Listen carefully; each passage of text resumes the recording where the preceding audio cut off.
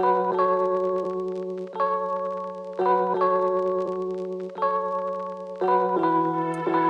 everyone, it's Gemma here and welcome to another podcast from Pulse Social.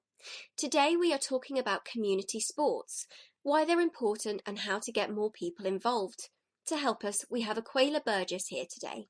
Aquila is Football Development Manager with the London FA, overseeing their community projects and innovating new ways to involve people in football. He is a lifelong fan of the beautiful game and has followed his passions into his work. So hi Aquila, how are you?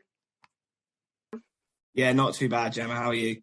Yes, I'm very well, thank you. Thanks for chatting with me today. Not a problem. Amazing. So, first and foremost, you're Football Development Manager at London FA. Would you like to talk us through how you came to work within sports and then worked your way up? Yeah, sure, not a problem. So I've always played football from a young age for my local team, which is just around the corner from my house. I've always been passionate for playing sport. I used to do martial arts and kickboxing when I was younger. So I got a black belt second dan when I was 11. So I've been really keen on playing football, doing martial arts. And over the last few years, getting involved in boxing and doing a little bit of darts. So kind of a wide range of different sports that I've played. But in terms of my interest in how I got into the role I am in today, I started my journey, as most people would have done, through doing GCSE, PE, and then A-level PE. And then I didn't go to uni straight away. I decided I wanted to have a gap year just so I could get a little bit more experience in the work environment. So I was working for a local authority. I did that for a year, but then decided actually uni was where I wanted to go. So in 2013, I went to Buxton Uni, where I studied sports science and coaching. And that was a really great experience because I wasn't one of those people who thought university was for me, but I actually really enjoyed it. And in my final year, I completed a placement with Wycombe Wanderers, who the team I actually support. So that was a really great experience for me as their first team sports science intern. And it basically allowed me to understand the inner workings of how a football club is run. And just on a day-to-day basis, working with the players, working with the staff, it's a really great experience. And I was able to go to many of the home games and a few away games as well. So after the intern finished, I graduated from uni. And then I got a job at the Sport and Recreation Alliance, who are the membership body for sport and recreation across the UK. So I was there for 3 years. And in my role, I was a project officer. So that was essentially to help deliver projects on behalf of the sector. Examples included the coaching review, which we did on behalf with Manchester Metropolitan University. And that was commissioned by Sport England. I was also lucky enough to be involved in everyone's favourite buzzword in 2018, which was GDPR, when it was introduced. So helping the sector to adapt to the changes and providing our members with a service. And that was a really important area of work, and I was really proud to be part of that. And I was also the lead for our Community Sport and Recreation Awards. So these showcase the very best projects across the country and also helped me develop my passion for sports development. So this is where it led me to my role, which I'm in now, which is at London FA. So I've been in post for 2 years. I saw the job come up, and as I mentioned, been a really big fan of football since a child. So I applied and got the job, and then lucky enough, 2 years later, still here and lead on our male pathway and our youth council to provide a voice for young people in football. That's really good. And I think it's really important to let people know that, you know, you can do what you're passionate about. I feel like with a lot of things, particularly sport, you know, people have these dreams of being a football player or, you know, a particular stream of being an athlete. But actually, there's loads of things you can do within sport and you can still channel that passion for it. 100%. I think, like you said, it's great that I'm able to do something that I love, but there are many opportunities out there for people to get involved in. I think within football as well, a lot of people see it as just coaching, but then you've got a lot of the admin roles as well. So in particular with us, we're a county FA. There are over 50 county FAs across the country. So there are lots of opportunities to get involved in football. Similar to other sports as well, there are the avenues that you can go down, even if it's not playing or coaching. Yeah, definitely. That's really good. And sort of building on that, I think, the topic that we're exploring today is sports within the community. And as you've mentioned, you know, you've been a lifelong fan of football. And I've kind of done some research about how perhaps it's not quite as accessible as it used to be. So I always thought of it as like, you just need a couple of mates and a football. with all these sort of maybe youth clubs and all that coming in, do you think it's less accessible than it used to be, or more so? I'd say it's actually more accessible. I think for the masses, it's more, in particular with football. I mean, over the last few years, I think the accessibility for girls to play football has really grown with the development of programs which the FA have released, such as the Weetabix Wild programme and the New Unite programme, which is for 12 to 14-year-old girls, and also the Girls Football School partnerships. So there are many ways for girls to get involved from a young age of football. And I think the opportunities for disability people as well has risen in the work that we do at London FA. We have a number of recreational centres which provide people with opportunities with disabilities who may have not had the chance 10, 15 years ago. And alongside our recreational centres, we also have our disability leagues as well, which provide a safe space for them to play. I think as well, football shouldn't be seen as playing, as I mentioned earlier. I think there are opportunities in coaching and refereeing, which again has made football more accessible, in particular for people that might not want to actually play the game. So just a few examples that we've done at London FA is our 100 FC programme, which is delivered alongside Middlesex FA and the Amateur FA, in terms of addressing the shortage of female coaches across the capital, and also supporting the increase that we've seen with the girls' game over the last few years. And this has allowed them to expand the number of girls' teams we have across the capital, and also expand our workforce of coaches as well we have. And over the last 3 years, our programme's engaged over 178 coaches, and has also enabled 85 of those to complete their level 1 courses as well. So I think from the coaching side, that's a really great programme for people to get involved with if they are keen on coaching. We've also recently just run a refereeing programme as well, alongside Hackney Council at the end of September, to train up referees, to give them the opportunity to to referee the girls' divisions at the Hackney Marshes Saturday League. And that's been a really useful programme because, as you can see, female referees are on the high now, because there is that opportunity, there is that girls' provision, which has allowed them to get involved. And we also run a lot of disability awareness training for clubs, which provides them with support if they are looking to offer a provision within their club. So there are multiple ways of getting involved and making football more accessible. Not if it's just through coaching and refereeing, and also you've got the playing side as well. Yeah, and I think that really links. I think in the last few years, we've seen a real rise in the interest in things like women's football, the Paralympics, all that kind of thing. So it's really great to know that there are lots of initiatives out there. Yeah, 100%. And I think some of the initiatives aren't always widely known. So if we can, as a county FA, can we get out there and expand it to the grassroots network? That's something that we're more than happy to do so, and something that we're really looking to push as well. Yeah, definitely. And building on that, how are you getting the message out there? We use our website quite a lot for opportunities and different projects that we're looking to run. We also have a newsletter which we highlight to all of our clubs and our leagues on a monthly basis, which allows them to attend any of the programme introductions that they're interested in doing. We also have dedicated staff across the organisation which can help support them with the various programmes. And as you know, social media is massive as well, and we use that. So I think there are varied opportunities to promote the work that is out there, and I think those are some of the ways that we do that. Yeah, that definitely. I mean, but it's sort of linked actually, but obviously that one of the biggest issues that we face in recent years is inactivity, growing obesity levels.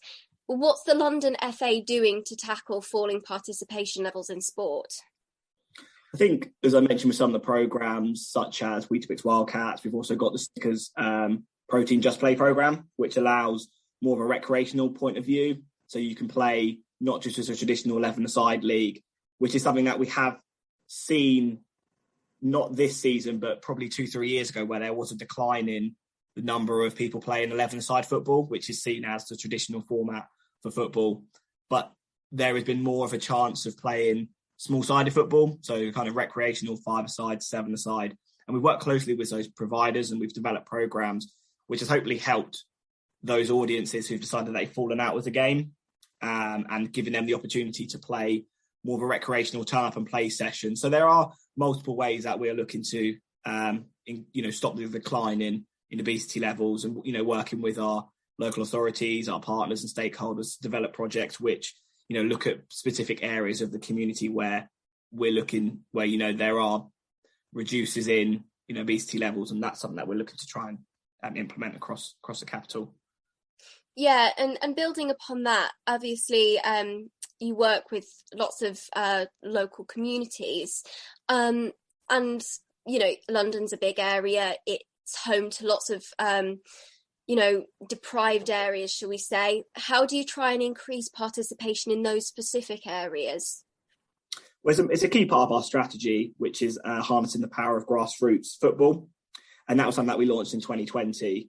And one of the key objectives in that strategy is to provide more opportunities for specifically underrepresented groups, and in particular those in deprived areas. In our strategy, one of our main aims by 2025 is to increase the number of disability centres that we have across the capital, and also the number of disability teams that we have playing in a recreational and grassroots game. Also working with the community trusts, so the London football community trusts such as Arsenal, such as West Ham, such as Millwall, and also identified key stakeholders such as housing associations in areas of, particularly deprived communities, and looking to bring projects that make football accessible for all and so everyone can take part. And as you can see, over the last few years with COVID happening, we're trying to increase the amount of people that are playing football. So trying to get those targeted interventions. We've done a lot of research over the last few years, and we have identified specific parts of London which need that support. So over the next few years, we're looking to definitely run more of those projects in deprived areas. Yeah, definitely. I think it's a particular issue, isn't it? Because obviously there's plenty of local clubs out there and things, but they often cost quite a lot of money, which people can't afford.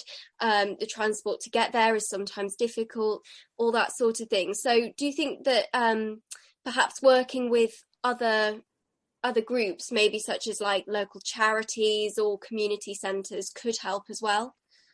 Definitely. And I think, like you said, football, we're trying to make football as cheap and as accessible for everyone. But like you said, there are issues around transport and issues around club fees, issues around pitch hire and costs of facilities. And that's something that we're really looking to drive as an organisation, trying to make football as accessible for all. And in particular with improvements to pitches, as you know, with the winter coming and with the change in temperatures and weather and pitches being waterlogged, we're trying to actually work really hard to increase the amount of pitches that we have, which are sustainable across the year. This also leads into our work that we're looking at around changing some of our 3G pitches, so upgrading those and providing them opportunities for the areas which definitely need it, where there have been potential chances where they haven't been able to play because of lack of facilities. So that's something that we're looking to do, and that's across the local football facility plans, which can be accessed by anyone by going on the Football Foundation website. Yeah, it's really important, isn't it, to make sure that everyone's included. I've always had this vision of football being quite an accessible sport. When you compare it to, I don't know, say something like rowing, where, you need all this upfront investment to even get started. Football, it should be just about being able to pick up a ball and go, shouldn't it? 100%. And like I said, that's something that we're, keen to make sure that is, as I mentioned, accessible for everyone. All you need is a ball and a space to play, as long as the space is safe and you've got the opportunity to enjoy in a safe, inclusive environment. That's something that we're keen to grow. And as I mentioned, we've got lots of teams and clubs out there, but we know there's lots of football that is being played. It's just how we get to those communities and those areas. And like you said, it's working with the charities, it's working with local housing associations, it's working with the local community and the clubs, because that's something that we're keen to make sure that we know across the whole of the London landscape where football's being played. Yeah, definitely. And I think you mentioned 2020. I think that's a year that had a profound effect on everybody, shall we say? 100% agree on that. Yeah. And I was kind of wondering, how have you had to adapt your operations to the pandemic? How do we stop that? How do we stop the pandemic decreasing participation levels even further?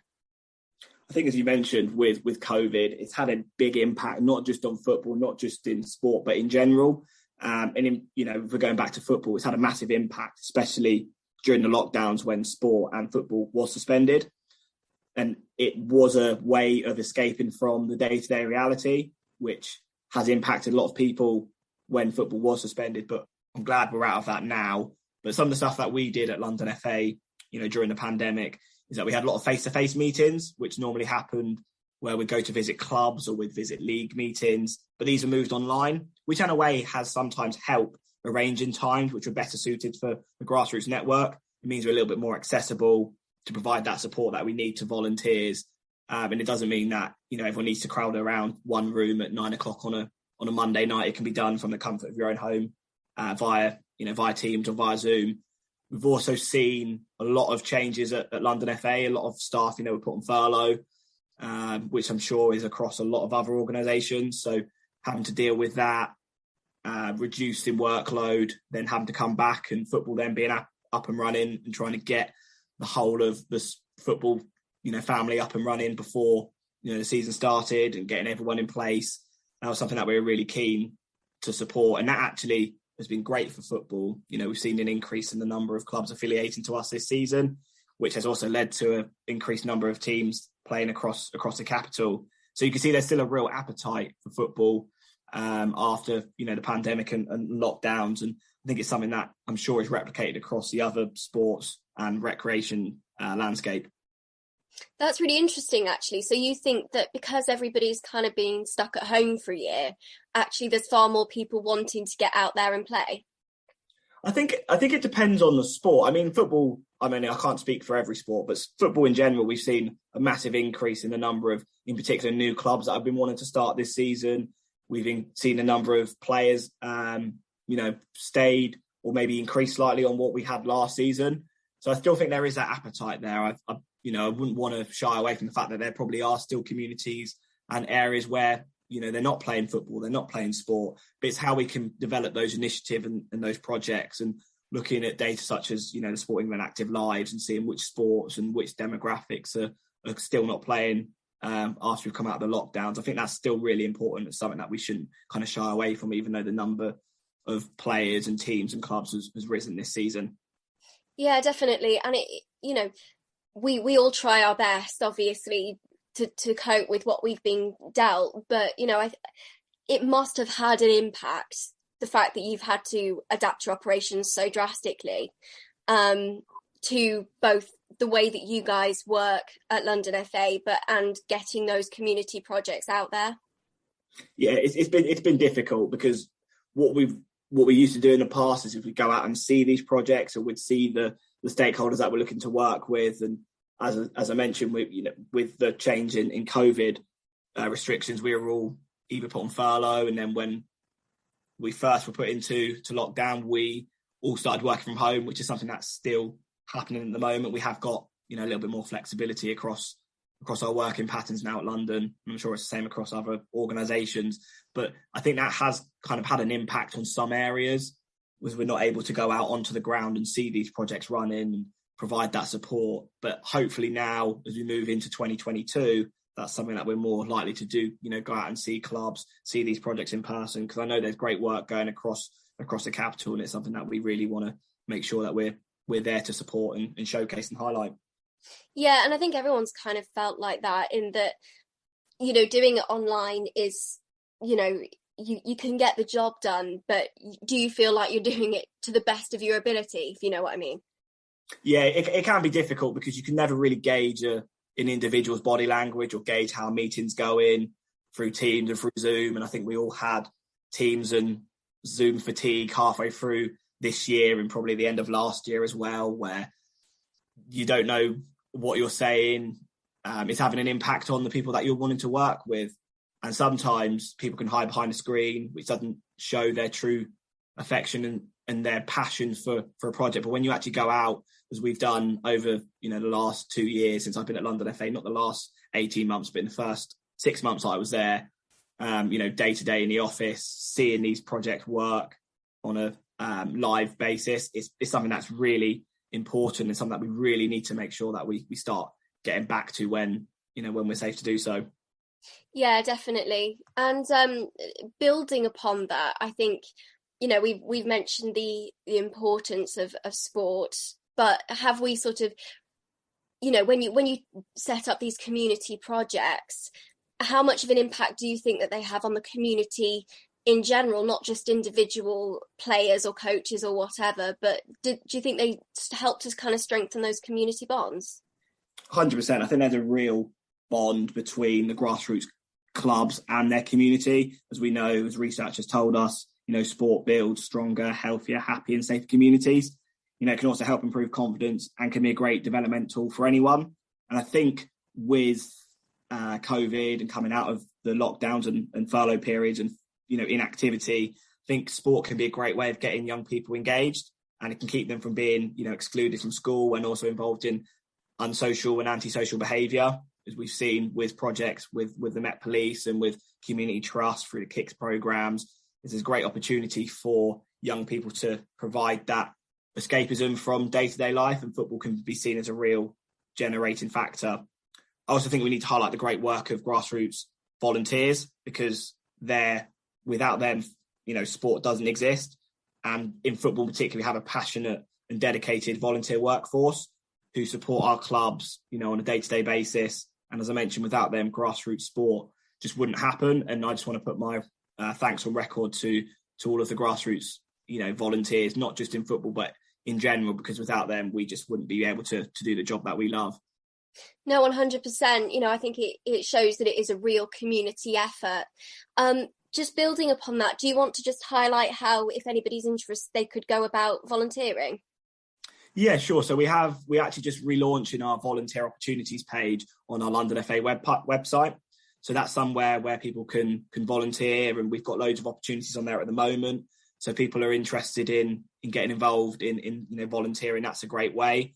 I know from my former club, the organisation, the Sport and Recreation Alliance, have a volunteer database where they advertise volunteer opportunities. And if you are interested in becoming a volunteer, you can register your interest, and then there is an opportunity for you to volunteer across different sports and recreation organisations. That's brilliant.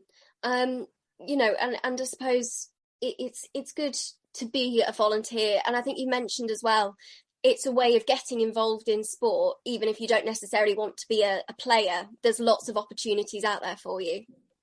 Exactly. And I think volunteering can sometimes be seen as just someone who, collects the bibs or puts down the cones, collects the football. But there are massive amounts of volunteer roles. We've got treasurers, secretaries, people that organise fixtures, organise referees, organise the teas and coffees on a match day. If you've got a facility, there are loads of different ways of getting involved. And over the last probably 10, 15 years with the introduction of social media, that's a volunteering arm in itself, with Instagram, with Twitter, with club websites, taking photos, writing match reports. Volunteering is a great way of building that love and passion for a sport. It doesn't have to be a sport that you're really, interested and invested in, because as I've seen in my experiences, people who might not be real interests they might not have the real interest in football, but they really want to, volunteer for their local community or local club. It's a great way to get involved. And plus you can make loads of friends and develop those skills, which can be transferred across a multiple of different roles and day-to-day responsibilities. Yes, absolutely. And I think it's also worth highlighting that, particularly if you're a young person who wants to work their way up in the world of sports, it's a great way to start, isn't it? Exactly. And a great programme that I'm, proud to be leading is our London FA Youth Council. So I've been leading that for the 2.5 years, or probably 2 years I've been at London FA. And it's been a really great opportunity to see so many dedicated volunteers who give up their time to develop programmes, speak to local grassroots communities, and just really have a voice out there for young people, because they're the next generation. I know it's a cliche, but without trying to train them up, without them getting involved, some sports may not be in a position to be continuing the way they are at the moment without that dedicated volunteer workforce. So in particular with our London FA Youth Council, we're really keen for them to get involved in different areas of specialisation across the business, whether that's through safeguarding, whether that's through refereeing, whether that's through development work with our women and girls pathway or our disability pathway. There's various ways for them to get involved, and it's something that I'm really keen and really passionate that we keep delivering and provide that voice for young people and get them volunteering, because I didn't do that much volunteering when I was younger, and it's something that I really regret, because you get so many opportunities and skills to develop. And I think it puts you in a better position if you're looking to apply for jobs, if you're looking to go to university, looking to do an apprenticeship. It all adds to experience. And I think if you can get as much experience as possible, that will really keep you in good stead for moving forward. Yeah, absolutely. And I think it just highlights this idea that, you know, sport within the community, it really is a community effort, you know, and if everybody kind of comes together, we could make a real difference, couldn't we? Exactly. I think without volunteers, without, you know, grassroots clubs and organisations, some communities, there wouldn't be those opportunities for them to get involved.